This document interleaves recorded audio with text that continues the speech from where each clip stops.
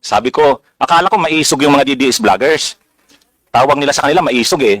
Pero bakit hindi a-attend sa TRICOM hearing? Pero, so tinitingnan ko ang may contribute ko dito as resource person. Una yung experience ko as political vlogger.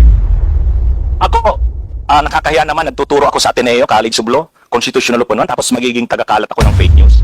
Tony, abogado ka pala na nagtuturo sa Ateneo. At sinasabi mo, ang diferensya ng private sa public figure, pagka public figure ay hindi basta-basta. Kahit nabirahin mo, parang may lisensya ka na, parang gano'n sinasabi mo. Pero pag private, talagang kinakailangan may malis ka agad yun. Siguradong, kaya lang nung ikaw ay nag-vlog, ito yung title ng vlog mo sa akin eh. Huwag maniniwala sa pakulo at panliling lang ni Marcoleta. Ano ang panliling lang ko, attorney? Public figure ako, pero kailangan malaman ko, sapagkat dito lang may malis ka na eh. Una, hindi mo ako kilala, ikaw hindi rin kita kilala. Pero dito lang sa title na title pa lang, huwag maniniwala sa pakulo at panlilin lang ni Marcoleta. Attorney, kahit kailan wala akong nilinlang na mamamayan ng Pilipinas. Wala kang karapatan na akusahan mo ako ng ganito. Kung ang pinag-uusapan ay gusto mo lang ma-informahan ang mga nagpa-follow sa'yo kung sino-sinong maraming nagpa-follow. Pwede mo ba sagutin ito muna? Ano yung panlilin lang na sinasabi mo rito? Marami na po kasi akong naging hindi ko ano yung particular na Ito pakikita ko sa'yo, ayan hindi ko po alam kung anong particular doon na Attorney, gumawa ka ng vlog. yes po, ako po Responsibilidad mo sa public ito, lalong-lalo na yung naniniwala sa'yo. Hindi ako maniwala kung paano mo silang napaniwala. Pero itong sinabi mong ito, may pakulo ako at panlilin lang. Ito yung sagutin mo. Hindi ako naniniwalang hindi mo naalala ito. Mr. Chair? Mr. Chair? Actually po, doon yata yan sa rally ng Iglesia ni Cristo na naging subject din ako po ng programa ninyo sa yung 20 kasama Honorable Congressman Marcoleta. Ako po yung naging subject nyo doon ni Saganang Mamamayan. Kasi ako yung nag-comment na sabi ko, dapat yung Iglesia ni Cristo kung talagang malaki yung mobilization nila, doon nila gawin sa Luneta, huwag sa Liwasan. Yun yung kasi, pag sa Liwasan... Attorney, huwag mong nililihis ang usapan. Ang pinag-usapan yung panlilin lang na sinasabi mo at pakulo. Walang kinalaman yung rally ng INC dito. Doon ko po kita, Honorable Congressman Anong Marcoleta. panlilin lang ang ginawa ko doon sa rally? Yung po yatang speech nyo doon Hindi sa pa yata, kailangan siguruhin mo. Nagsalita ako doon, anong parte ng speech ko ang nilinlang ko ang mamamayang Pilipino? Honorable Congressman Marcoleta, yung reaction ko po yata yung speech nyo po doon sa Ano nga, kung alam mo yung speech ko, ano yung panlilin lang doon? Tingnan ko po dito sa ano ko kung ano yung ang dami ko na po kasi naging content tungkol Ah, hindi ganun. Ako kapag sinabi ko, alam ko ang pinagbabasihan ko. Kahit matagal na yon, maaalala ko. Pag nilinlang ako ng isang tao, alam ko. Problema sa inyo, hindi ko nilalat ng vloggers, Ako, hindi ko minamasama yung vlogs. Yan ay part ng, ng ating free speech. Expression. At yan ay ginagaranti ng ating saligang batas. Totoo naman na kapag ka-public figures, hindi dapat balat sibuyas. Hindi kagaya ng balat sibuyas ni Kong Barbers, alam ko yan. Pero hindi nangangahulugan. Kailangan i-establish ninyo. I-establish mo. Ikaw ay abogado pa rin, kagaya na sinasabi mo, nagtuturo ka pa sa isang reputabling institusyon. At pagkatapos, tinatanong ko lang ngayon, ikaw ang nagbablog, Basta po tungkol po talaga yung naging topic ko po kayo tungkol dun sa rally ng Ano nga yung sinabi ko sa rally na nanilang ako ng Pilipino? Wala ka man lang maisip?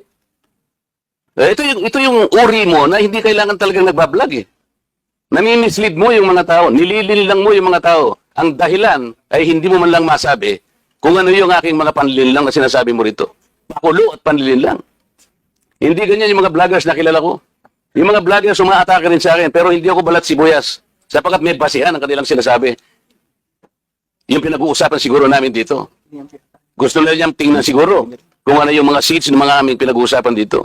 Hindi ako balat sibuyas, pero ito, wala akong makitang panlilin lang na ginawa ko sa ating mamamayan. Ikaw, ang lakas ng loob mo na mag-vlog. Abogado ka pa naman. O ano? Gusto panoorin ko po mamaya itong kung ano Ay, ang hirap sa atin, Mr. Chair ano po kasi Isip-isipin mo, bigla ka na lang gagawa ng isang vlog na ngayon itatanungin kita ng diretso. Wala ka man lang masabi, kahit isang panlilin lang. At ang inaakala mo, baka sakaling doon sa rally. Maraming Ibig mo sabihin, naharap ako sa rally pagkalaki-laki para manlilang lang ako ng mamamayang Pilipino? Hindi ka karapat dapat na abogado eh. Hindi ka dapat magturo sa Ateneo. Sinasabi ko sa iyo ngayon. Ako hindi ko inaukusahan ng mga vloggers. Kahit masasakit ang sinasabi nila, ngunit merong basihan. Meron silang pinagmumulan na basihan. Kamukha nung isang vlogger, Mr. Chair. Nakita niya yung isang tarpaulin, isang billboard na na-install doon sa SLEX. Isang female vlogger, Mr. Chair, na napanood ko. Itong si Marcoleta kanya, walang kahihiyan ito Tanga pala eh. At kinahihiyan na rin siya ng mga kapatid niya sa Iglesia ni Cristo. Sapagkat, akalain mong gagawa siya ng billboard, isasama niya kanya si Pastor Kibuloy. Hindi ba niya alam na si Pastor Kibuloy ay ganyan. So, kinakailangan, Mr. Chair, na sagutin ko. Ang pagkakasabi ko lang po na sagutin ko, miss ka ako, hindi kita kilala, pero medyo nasaktan lang ako, pero nandun na lang, pagpapasensyaan na kita, sapagkat ako'y public figure. Kung kulang ka ako ang ginanito mo, okay lang eh. Kaya lang kita sasagutin sapagkat yung mga nakikinig sa'yo, baka malin lang mo. Baka sila'y mailigaw mo sa paniwala na ako nga ang gumawa ng billboard na yan. So ipinaliwanag ko, Mr. Chair, hindi ako ang gumawa ng billboard na yan. Nakita ko na lamang po na biglang kasama po ako ron. At hindi naman po ipinaalam sa akin nung gumawa. Siguro po dahil si Pastor Kibuloy po ay tumatakbo ring isang senador, inakala niya sigurong magiging maganda rin para sa kanya kung kami po ay magkasama. Eh ako naman po ay wala namang magagawa tungkol doon. Pero hindi ko na po, wala na po akong reaksyon sapagkat public figure nga po ako eh. Lahat kami ay tatamaan. Ito nga po yung napakagandang pagkakasalita po sa Korte Suprema eh. Mr. Chair, basahin ko lang, maliit lang po ito. The interest of society, ito po yung United States versus Bustos. The interest of society and the maintenance of good government demand a full discussion of public affairs. Complete liberty to comment on the conduct of public men is a scalpel in the case of free speech. The sharp incision of its probe relieves the abscesses of officialdom. Men in public life may suffer under a hostile and an unjust accusation. The wound can be assuaged with the balm of a clear conscience. A public officer must not be too thin-skinned with reference to comment upon his official acts. Kaya kaya ko na lang siyang itolerate, Mr. Chair, yung babaeng yun eh. Pero ikaw, attorney, dahil sa attorney ka, yan ang sinasabi mo, at nagtuturo ka pa sa isang reputable institution, dito lamang sa title mo eh. Huwag maniniwala sa pakulo at panlilin lang ni Marcoleta. Pagkatapos ay tatanungin kita ngayon, kung anong panlilin lang ang ginawa ko, wala ka man lang masabi. Kaya naman kitang idemanda pero hindi na kita pagtitsagaan eh, kung ikaw lang. Gusto ko lang malaman ng mga tao na walang basihan itong ginagawa mo. Para sa akin, sapat na nakabayaran sa'yo.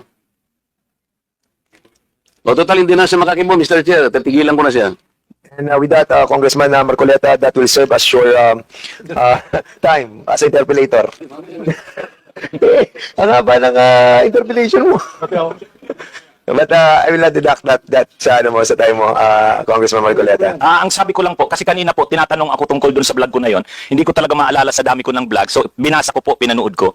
So, tungkol po yun sa post ni Honorable Congressman Marcoleta. Sabi niya, reading from netizens, reactions on my brief in casual meeting with former VP Lenny. After my trip to Sipokot, I now realize how really divided our people are. Reaching out to all our leaders can also be personal. Our ability to show our humanity beyond the realm of political. How else are we able to exemplify the true meaning of statesmanship if you refuse to extend your hand to all who wants to grasp it? I believe unity always begins with the handshake. Tapos may picture siya, kasama niya sa BBBM, si Duterte, si Lenny, si Sara. Ang reaction ko doon, sabi ko, wag tayong padadala doon sa pakulo na yon at panlilang kasi sabi ko, ang totoong statesman, ang paninindigan niya para sa bayan. Hindi ko nakita kay Congressman Marcoleta na ang mga paninindigan niya sa issue ay para sa bayan. So honest opinion ko po yun. Yun po yung ano ko. Hindi po ako doon, hindi po malicious yung ano ko, yung intention ko doon. Mr. Chair, may I react? Marcoleta, now you have the floor. Pinutol mo lang, attorney eh. Ang kasunod nun, alam mo, tingnan po ninyo yung record ni ni Congressman Marcoleta. Siya yung nagsara sa ABS-CBN. Ang yabang-yabang niya. Yes. Isipin mo, sasabihin mo sa kanya, you do not even know the issues.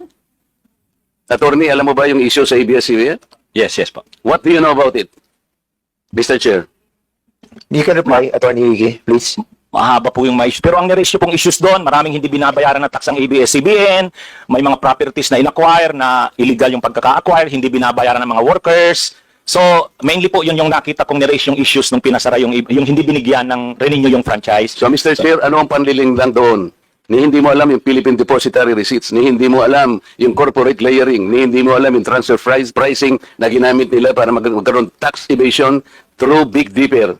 Ni hindi mo alam ang napakarami nun. Pagkatapos, magbibintang ka na, pakulo lang lahat ito, tako'y nanlilin lang. Ano ang binibigay mo sa followers mo, Mr. Chair? Wala kang masabi na panlilin lang eh. Ang sinasabi mo ngayon, opinion eh. Pwede kang humabyo ng opinion. Attorney ha, kung talagang attorney ka. Pero huwag kang mag-chat na ako'y nanlin lang ng mamamayang Pilipino. You want to reply, Attorney Ricky? Yes, Mr. Chair. Ayun, Okay, yun go po ahead. yung, kaya ko po sinasabi na yung ako naninindigan na yung vlogging ko, hindi po fake news kasi opinion ko po yun. Basta mo na lang sasabihin, Mr. Chair, na opinion mo yun, pero bilang kinarge mo ako na manlilin lang. Hindi ka ba magsasabi ng facts mo kung paano ako nanlilin lang ng Pilipino? Abogado ka, di ba? Mr. Chair, abogado daw ito eh. Attorney, you want to answer back? Again, Your Honor, yun na rin yung sinasabi kong concepts natin na ang mga public officials, talagang open sila na punahin, i-criticize. Medyo masakit minsan, pero yan yung pagkakaiba ng public official sa private citizen. Mr. Chair, hindi siya nagkikriticize eh. Sabi ko nga, binigyan kita ng halimbawa doon sa isang babaeng vlogger na sinabi niyang tanga ako at ikinahihiya ako ng lahat ng mga members ng INC. Pinatawad ko na siya ron eh. Masakit yun pero dahil meron siyang nakitang ganun. Pero ikaw sinabi mo eh, nanlin lang ako eh. Ngayon sinasabi mo, may opinion ka, nanlin lang. Wala kang masabi ngayon kung ano-anong ginawa ko para manlin lang ako ng Pilipino. Hindi ka abogado eh. Hindi opinion ito. Mr. Chair? Yes, sige. Okay na po siguro, kasi marami pa sigurong pag-usapan. Ikaw ang manlilin lang. Okay. Thank you so much to both of you. We exhausted that issue and we let the both parties to say their piece. And that's the spirit of this committee, no? Para maging balanse po tayo and fair. I want him to apologize, Mr. Chair. Kung abogado ka talaga. Sorry, Mr. Chair, I won't apologize. Opinion ko yun. With that, we'll dwell to the next issue, no? Ano na muna tayo sa interpellation. Balikan na lang natin mamaya issue yan. Kung ayaw niya mag-apologize, I think we cannot force him to say sorry about it. Mr. Chair, I move that he be cited for contempt. So there's a motion Peddling lies before this committee. So We cannot even answer simple questions kung paano ko nilinlang ang mga Pilipino. We cannot just let people, kahit na pa-public figures tayo eh. I give him the chance. okay, 1 minute suspension.